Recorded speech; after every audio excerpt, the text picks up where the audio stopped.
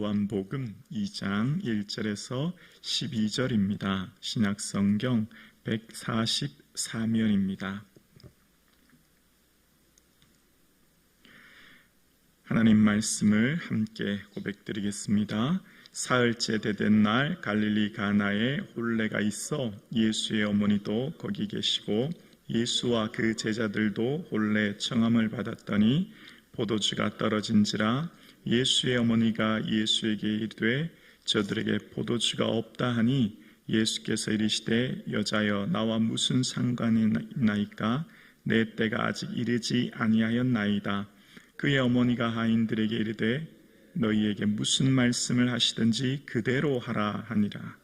거기에 유대인의 정결 예식을 따라 두세 통 드는 돌 항아리 6이 놓였는지라 예수께서 그들에게 이르시되 항아리에 물을 채우라 하신즉 아기까지 채우니 이제는 떠서 연회장에게 갖다 주라 하심에 갖다 주었더니 연회장은 물로 된 포도주를 맛보고도 어디서 났는지 알지 못하되 물도온 하인들은 알더라. 연회장이 신랑을 불러 말하되 사람마다 먼저 좋은 포도주를 내고 취한 후에 낮은 것을 내거늘 그대는 지금까지 좋은 포도주를 두었다 하니라. 예수께서 이 첫 표적을 갈릴리 가나에서 행하여 그의 영광을 나타내심에 제자들이 그를 믿으니라. 그 후에 예수께서 그의 어머니와 형제들과 제자들과 함께 가버나움으로 내려가셨으나 거기에 여러 날 계시지는 아니하시니라. 아멘. 예수님 더욱 사랑하시는 이 한 주간 되기를 주님의 이름으로 축복합니다. 예수님께서 행하시는 표적의 첫 번째를 오늘 말씀하고 계시는데요. 오늘 행하시는 표적은 무엇을 위함인지에 대해서 오늘 본문, 그러니까 요한복음 마지막 이 후반절 11절에 먼저 보시면 이렇게 얘기하는데요. 예수께서 이 첫 표적을 갈릴리 가나에서 행하여 그의 영광을 나타내심에 제자들이 그를 믿으니라. 자, 표적이라고 하는 것, 이적은 사인이라고 할 수 있죠. 손가락으로 하늘을 가르칠 때 하늘을 보라는 것처럼 방향을 가르치는데, 자, 이 표적을 행하는 궁극적인 목적이 뭐죠? 바로 제자들이 예수님을 믿게 하기 위함이에요. 자, 요한복음을 기록한, 그러니까 요한복음 이 20장 30절 하반절에 보면 어떤 내용이 나오냐면 이 책에 기록되지 아니한 다른 표적도 많이 행하셨으나, 그러니까 요한복음에는 대표적인 7개 표적이 나와요. 근데 그것 외에도 더 많은 표적을 행하셨다는 거예요. 자, 표적을 왜 행하셨느냐? 그 표적의 궁극적인 목적은 이것을 기록함은 너희로 예수께서 하나님의 아들 그리스도이심을 믿게 하려 함이요 또 너희로 믿고 그 이름을 힘입어 생명을 얻게 하려 함이라 라고 요한복음 20장 31절에 말합니다. 표적을 많이 행하셨고 또 요한복음을 기록한 궁극적인 목적은 예수님이 하나님의 아들 되심을 첫 번째 믿고, 믿으면 어떻게 돼요? 그 이름을 믿음으로 생명을 얻게 하려 함이라는 거예요. 그러니까 예수님께서 행하시는 표적의 궁극적인 목적은 우리에게 생명 주시기 위함이라는 거죠. 오늘 함께 예배드리시는 저와 여러분의 삶 가운데 우리의 삶에 행하시는 하나님의 모든 일은 우리에게 궁극적으로 생명을 얻게, 영생을 주시기 위한 것임을 오늘 본문은 말씀하고 계십니다. 자, 그러면서 첫 번째 기적의 조건은 무엇인가? 무엇이 기적을 일으키는가에 대해서 3절을 보면요. 3절에 포도주가 떨어진지라 예수의 어머니가 예수에게 이르되 저들에게 포도주가 없다 하니, 없음이 기적의 첫 번째 조건이 되는 겁니다. 우리가 말씀을 살펴보면 말씀을 읽을 때 꼭 등장하는 말이 나와요. 없다라는 말이에요. 여러분, 아브라함이 믿음의 조상이 되었습니다. 아브라함이 믿음의 조상이 된 조건이 뭐였나요? 사라에게 자식이 없었다는 거죠. 사라는 임신하지 못하였고 자식이 없었다라고 창세기 11장 30절 하반절에 얘기하지 않습니까? 아브라함이 믿음의 조상이 될 수 있었던 것, 아들이 없었으므로 출발하는 거예요. 다윗이 이스라엘의 민족의 위대한 영웅으로 하나님 마음에 합한 자로 다윗에 대한 소개를 처음 할 때 누구의 얘기로부터 시작하죠? 한나의 얘기로부터 시작합니다. 한나에게 자식이 없었죠. 한나는 임신할 수 없었습니다. 자식이 없었고 그 없음으로부터 다윗의 위대한 계보를 하나님 시작하고 있죠. 항상 하나님께서 하나님 일을 하실 때는 기적의 조건이 없음의 문제로 시작하고 있음을 보게 됩니다. 오늘 본문 이 뒤에 사마리아 여인도 남편에 대해서 내 남편이 없습니다 라고 이야기하죠. 여러분, 광야에서 많은 제자 예수님의 말을 듣기 위해 모인 수많은 사람들, 거기서 먹을 것이 없었죠. 먹을 것이 없으므로 허기지고 줄여서 그곳에서 예수님께서는 오병이어의 기적을 행하셨죠. 계속해서 요한복음에서 행하시는 많은 일들, 그 모든 일들은 없음으로 시작하죠. 내가 밤새 수고하여 잡은 것이 없지만, 물고기 잡은 것이 없지만 없음으로 해서 베드로가 예수님을 만나고 능력을 경험하게 되었습니다. 그러니까 우리의 삶에 지금 현재 없음의 문제는 그것이 우리를 절망하게 하는 것이 아니라 무엇이 없을 때, 즉 결핍의 문제는 어떻게 할 때죠? 예수님께 아뢰일 때라는 겁니다. 예수님께 고백할 때라는 거죠.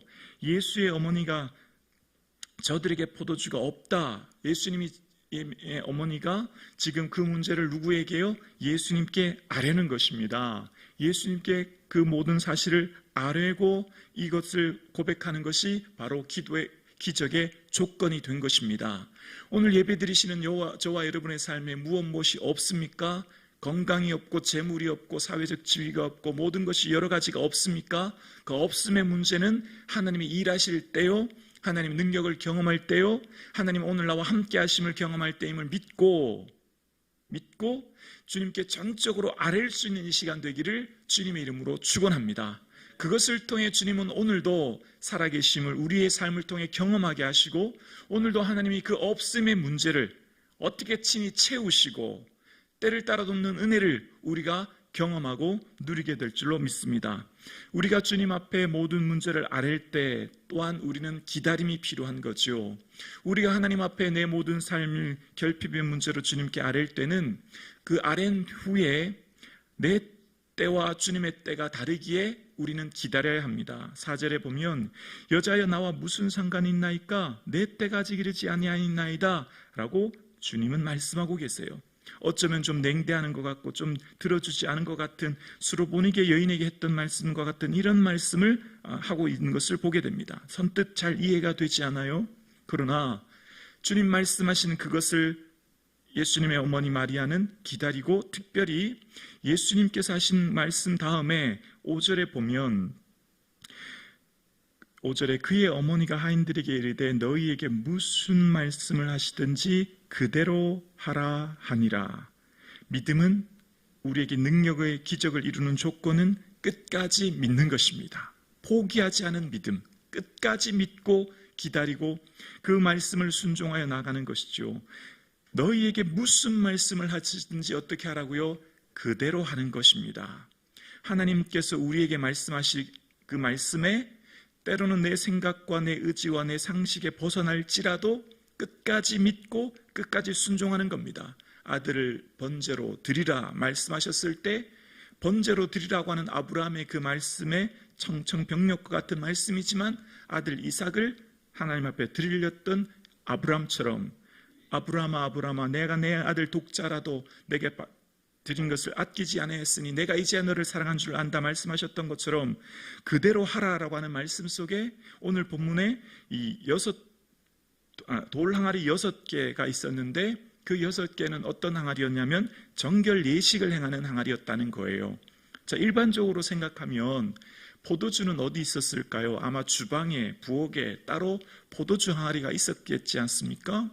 그런데 포도주가 떨어졌으면 포도주 항아리에 어떤 물을 채우든지 어떤 일을 행해야 될 텐데, 오늘 지금 항아리에 어디 항아리에 채우냐면 정결 예식을 행하는 항아리다라는 거예요.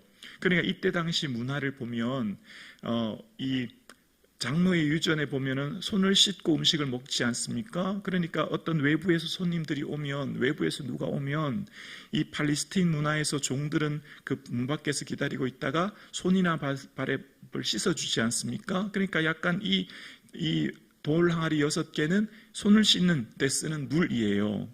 그런데 여러분 생각해 보십시오. 지금 포도주가 비었으면 포도주 항아리가 따로 있지 않습니까? 그런데 돌 항아리에, 정결 예식을 행하는 항아리에 물을 어떻게 채우라는 겁니다. 뭐 채우라고 해서 채울 수는 있지요. 그 다음에 이것을 갖다 줘서 연회를 주관하는, 아마 가장 연장자가 연회를 주관한다고 하는데요. 그 연회를 주관하는 연장자에게 갖다 주라 하심에 8절에 보니까 갖다 주었더니라는 표현이 나옵니다. 아니 지금 이 항아리에서 물을 떠다가 연회장에 갖다 주는 것 아닙니까? 하인들은 지금 이것은 도저히 이해되지 않는 상황일 것입니다. 그런데 그것을 통해서 하나님이 일하시는 거죠. 물을 떠가던 도중에 변했든지 물을 부으면서 변했든지 물이 포도주로 분명한 것은 변했다는 거예요. 어떻게 해요? 끝까지 믿는 믿음 가운데, 끝까지 믿고 순종하는 그 순종 가운데 하나님께서는 물이 포도주로 변하는 기적을 일으키셨다는 것을 오늘 본문은 말씀하고 계신 거죠.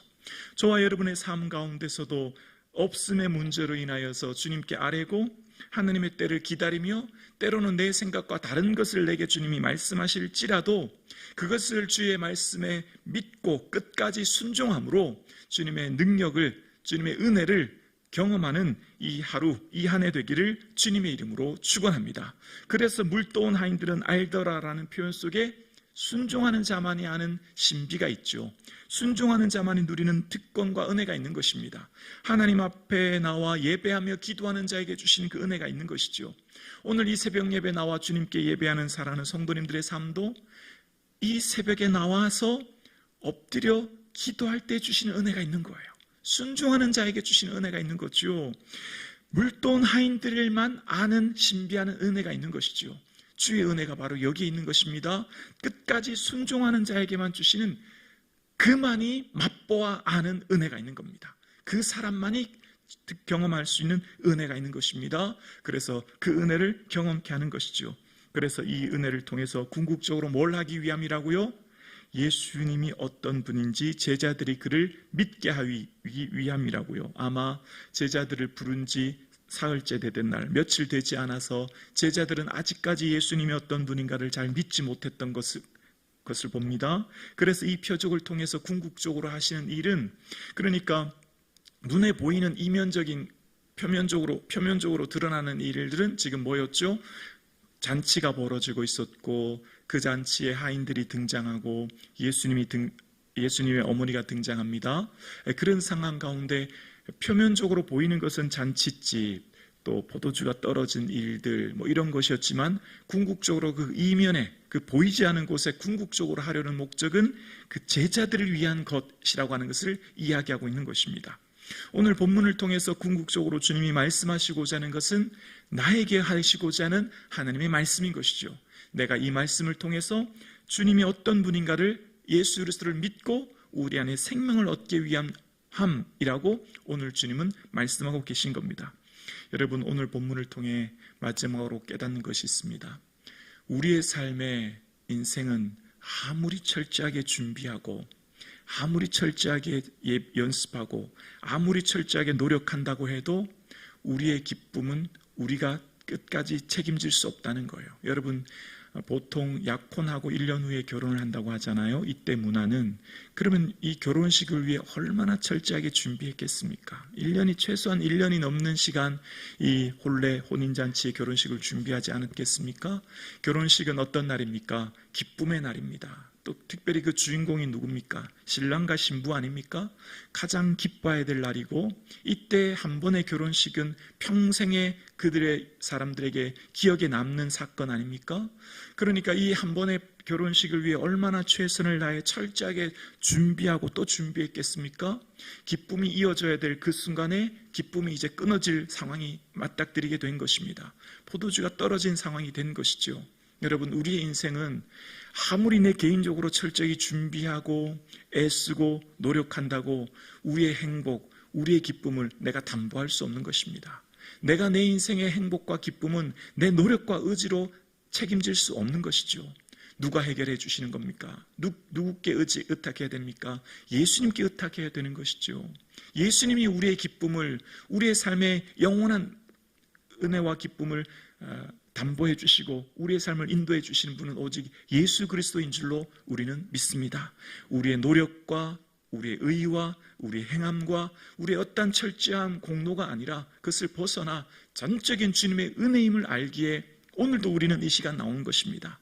우리의 미래, 우리의 모든 삶, 내 삶의 모든 일들 오직 전적으로 주님께 아뢰고 주님 함께 해주셔야만 우리의 기쁨이 지속될 수 있음을, 우리의 삶의 어떠한 기쁨도 은혜도 지속될 수 있음을 기억하는 이 아침 될 수 있기를 주님의 이름으로 축원합니다.